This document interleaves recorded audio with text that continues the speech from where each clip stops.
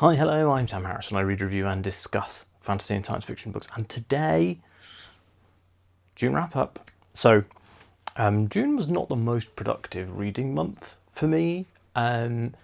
Big combination of a lot of factors. So, Nintendo Switch 2 came out and I wanted to play a lot of that because I bought a brand new console. I have been kind of distracted, I have to say, by my hype for a certain movie coming out next week. Maybe you can tell which one.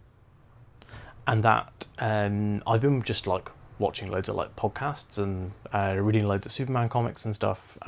Just kind of wanting to kind of feel that vibe, if that makes sense. I've already got plans to see the movie twice, so I hope it isn't bad because there was also a new Marvel show coming out, and my wife and I watched those together.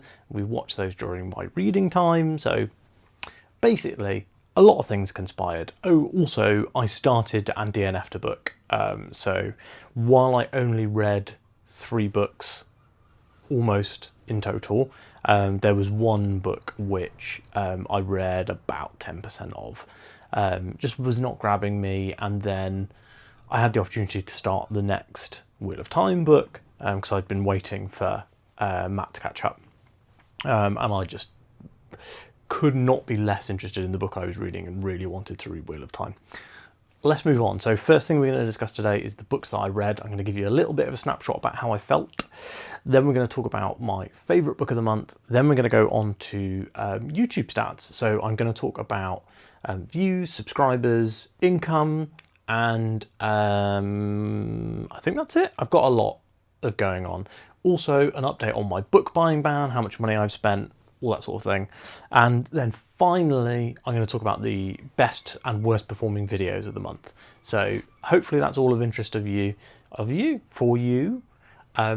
think we'll probably, I say this now, my plan is for this to not be as long as my normal videos. So a lot of my videos are between 20 and 35 minutes long. I would imagine, because I've got a little bit less to say today, that this is going to be much shorter. So I'm thinking 15 minutes. We'll see, because I'm already 2.5 in. Let's talk about books. So the first book that I read this month, and I actually started this at the end of May, but the first book I read this month and finished was The Devils by Joe Abercrombie. I was really conflicted on this book, and I talked a lot about it in my review, but that I thought that the book is split into several parts, right? First part, excellent. Final part, excellent. Middle, struggled to get through and almost DNF'd. So a lot of other people's reviews saying like, oh, the ending was really good, blah, blah, blah, like pushed me through to finish the book. But for me, the opening section, fantastic. Closing section, fantastic. Like the opening section, comparing it to the other Joe Abercrombie book that I have read, the one, which is The Blade Itself, I was like, this is fantastic. Joe's really leveled up in his writing. Then I was reading the middle sections and going like, oh, this feels like a bit of a step back.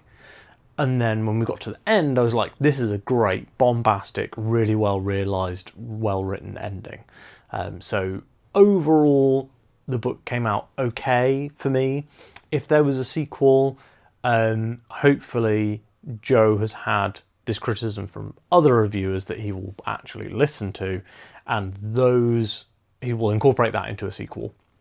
But for me, if I would be waiting for other people I know and kind of have a similar opinion to me to read any sequels to The Devils to let me know whether he fixes what I felt was my major issue with it. After that, I read Never Flinch by Stephen King. This is the latest Holly Gibney mystery novel. It's kind of more like a crime mystery thriller, so it's not sci-fi or fantasy or even horror, really. If you've read the other Holly Gibney books, some of them have kind of horror elements, but primarily it's like a thriller crime investigation series. This one is one of the best Holly Gibney books, and I think it's better than Holly. I had one issue with one aspect of one character of the story, which did kind of knock it a little bit for me. So I really enjoyed the book, and nothing like this thing with this character didn't detract from my enjoyment, but I just kind of wasn't sure how to feel about that character. And sometimes people might be like, oh, you're like soy boy, whatever. Like, I have a lot of empathy for other people, and I felt as I was reading this character, I was like, is this okay? Do you know what I mean? Like, is this offensive to a group that I'm not a part of? So, like, I can feel offended on behalf of other people. Like, that's a thing. Like, if someone makes a joke about vegan diets around my friends Ross and Laura, like, I would be like, well, that's not okay. And while this thing with Stephen King in this book is not played for laughs, it feels a little bit like maybe this book needed a sensitivity reader, and I don't know whether it had one. It's such a weird thing to talk about, and it's like the only thing I really want to talk to people about from this book, to get like more opinions and more thoughts. As I said it before, if there is a trans creator out there who has read this book and would like to talk with me about it, I would genuinely love that. So yeah, hit me up in the comments again if you are a trans book creator and you would like to talk about Never Flinch. After Never Flinch, I picked up Wicked.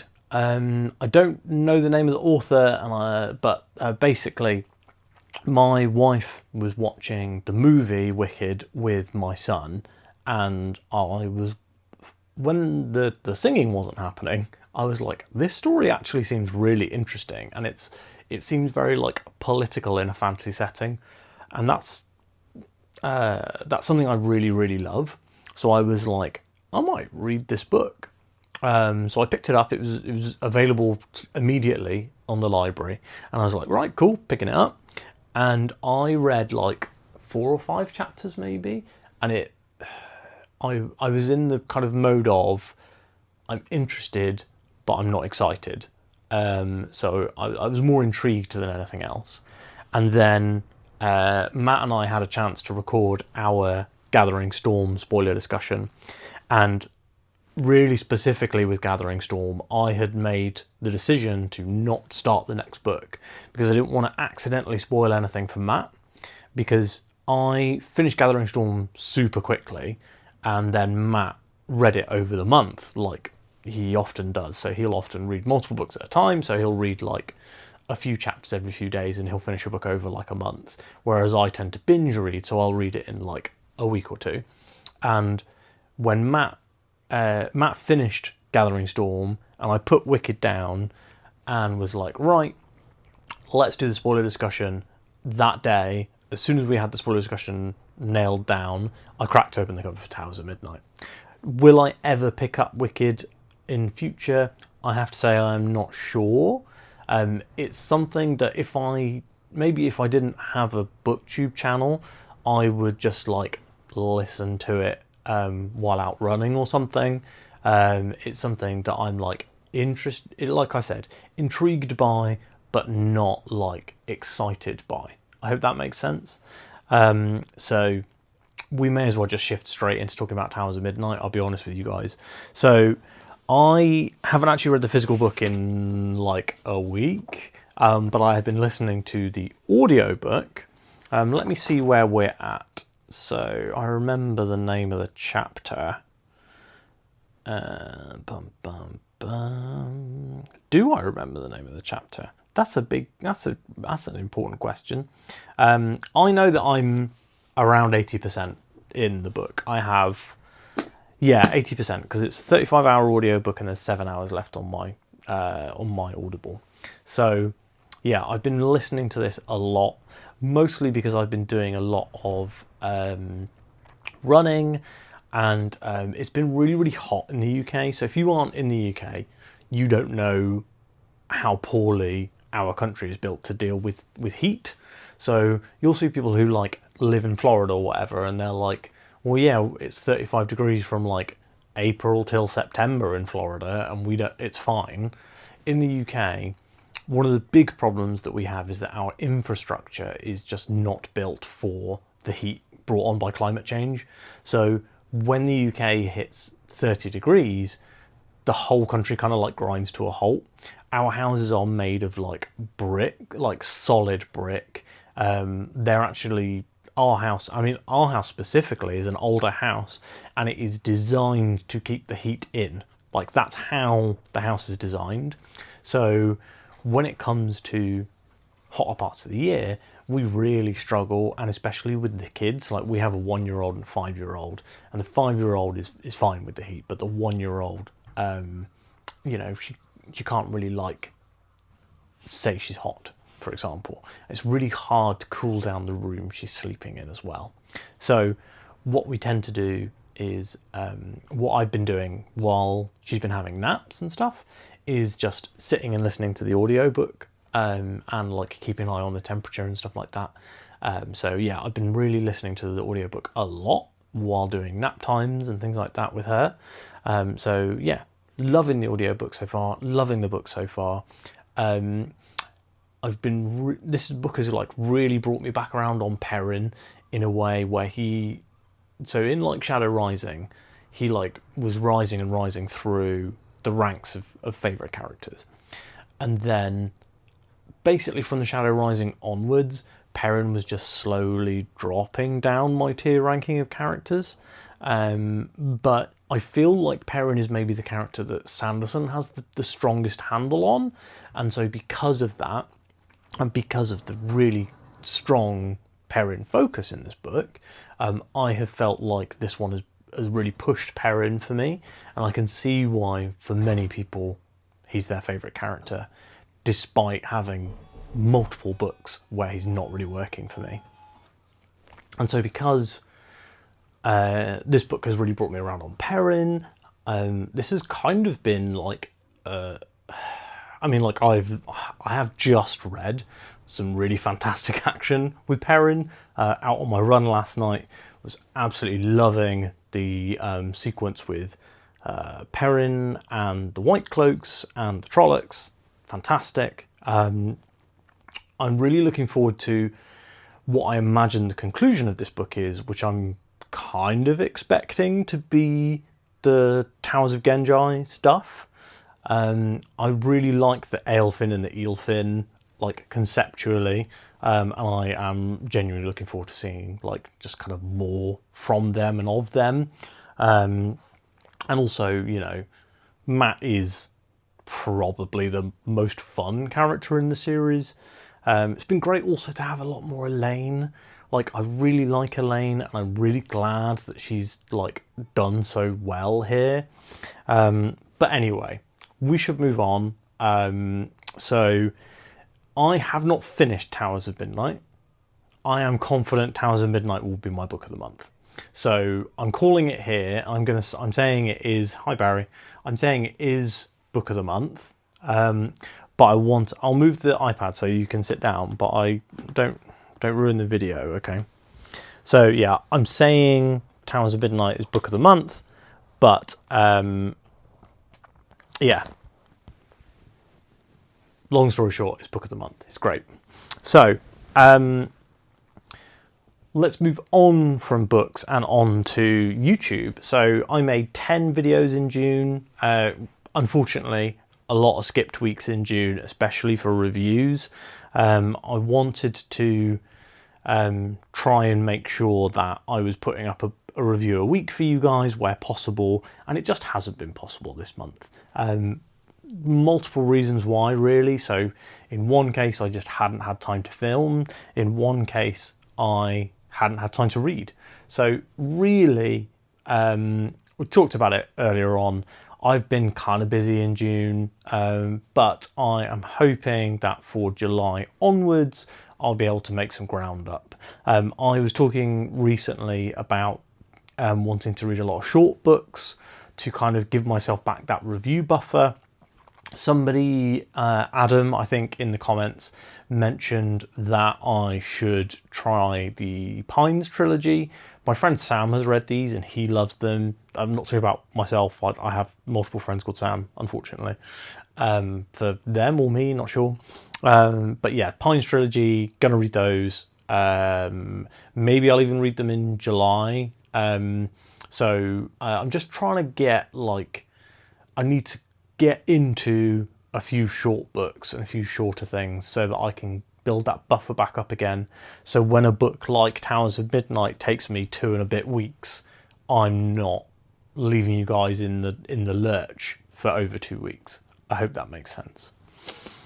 Next up, let's talk about views. So I got 6.3 thousand views in June. Most of these views are on old videos. I think I got like 1 to 2,000. No, it'd be about 2,000. I think views on June's videos, and then 4,000 on back catalogue stuff. It's nice to know that if I was like, I'm going to take a 1 month break from YouTube, my old videos would still get action. But for now, I have no intention on taking a break. And happy with 6.3 thousand views, despite that being a very minor downward trend from last month. One of the big things, I guess, is that now it's warm. People are not sitting inside watching YouTube videos. I would like to make it clear, if you've got YouTube music, this channel is available as a podcast, also, so you can listen to it that way. And also, this channel and my videos, I really try not to make them too visual so that you don't feel like you're really missing out. If you want to like have this video on in the background while you go for a walk or something like that. So yeah, if you're a YouTube Premium subscriber, turn the screen off, go for a walk, get some sunshine, listen to the videos.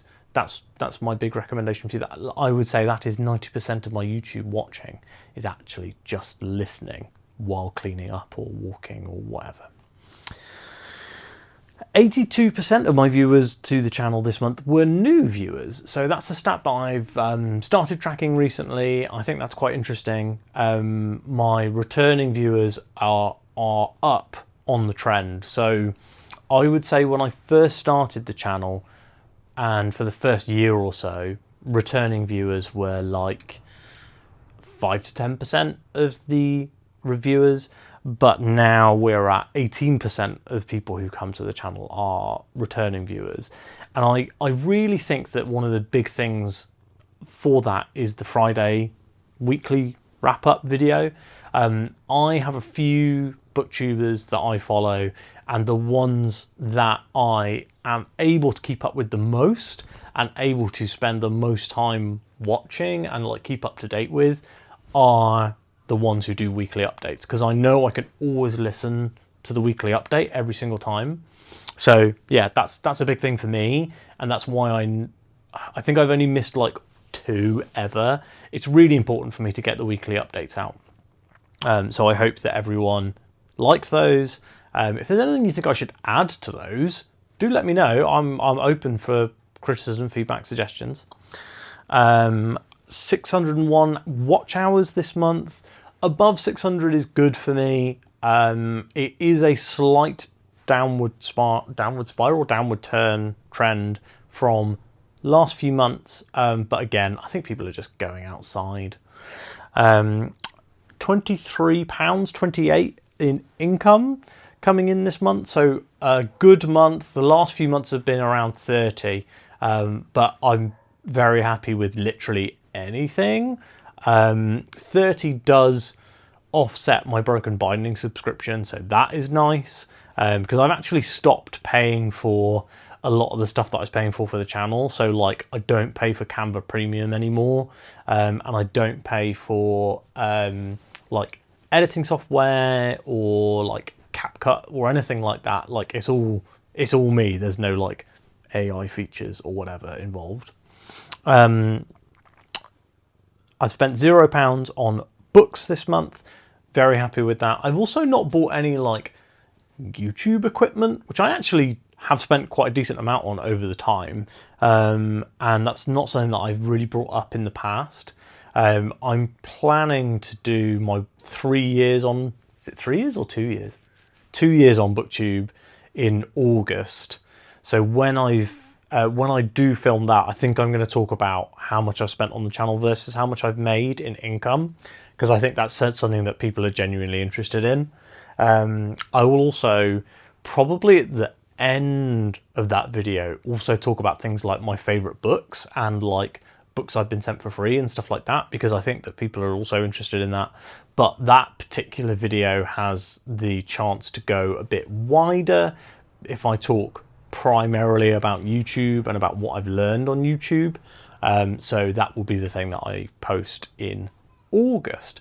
I think my YouTube birthday is like around the middle of the month in August, but I'm just going to count it by month and just post it sometime in August when I've got space in the content calendar, because there'll probably be a lot, well, it might be in July actually. I was going to say there'll probably be a lot of a Memory of Light stuff happening in July, because I'll be reading A Memory of Light in July. My original plan was to just read it pretty much as soon as the calendar rolled around. Obviously, I'm still reading Towers of Midnight and it's July, so I can't do that. But I will probably... I've just noticed I've been recording for 22 minutes. There was a cut in the middle you won't have seen, but... well, you will have seen the cut, but there's a cut in the middle. But I've been recording for 22 minutes after saying it's going to be a 15-minute video. Anyway, so yeah, there'll be lots of stuff going on in July and August around A Memory of Light. I was considering doing a reading vlog for The Last Battle, because it's a 9-hour audio and like 400 pages of chapter. So like doing like a full spoiler vlog just for The Last Battle. I don't know if people are interested in that. If you are, please like let me know in the comments. Like, I'm genuinely thinking about doing it, but I don't want to invest, because it'll take a bit away from my reading experience, and it will take quite a bit of my time. So I want to make sure that it's something people actually want. I hope that makes sense. Then the best video last month, so the best performing new video of June, was my book collection video. So I really enjoyed making that video, and I've had a lot of really nice comments on it.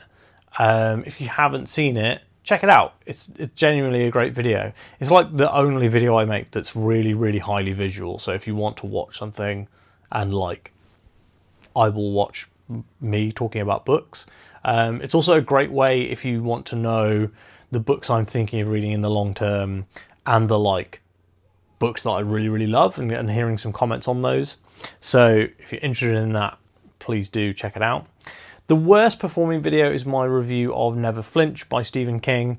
I'm not surprised on that one. I was a little late to the party, so I recorded it put mine up a few weeks after everyone else's reviews went up.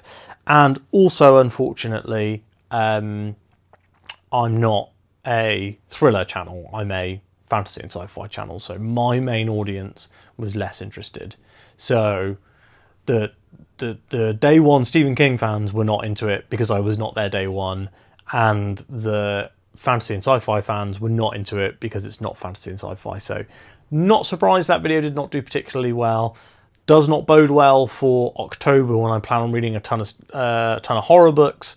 But maybe I'll just keep that to one. I've been thinking about reading It by Stephen King. It's meant to be like his seminal work.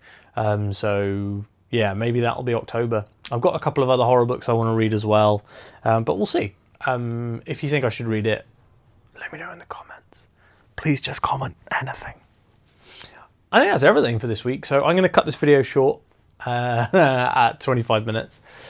Thanks so much for watching. Please, again, let me know what your favourite book of June was. Drop down in the comments. If there's any books that I've talked about that I'm thinking about reading in the future that you're super interested in hearing me talk about, please also let me know in the comments. Like, I'd love to make the book reviews that you want to see. I will also be reading, forgot to say this, Isles of the Emberdark, the new Sanderson book, which came out on yesterday. So if you're interested in that, I will be reviewing it. Anyway, Barry's run away to investigate a loud banging sound from in the street outside. Thanks so much for watching. Like, subscribe, comment, share with your friends, listen to the podcast, do everything. Thanks so much. Goodbye. See you on Friday.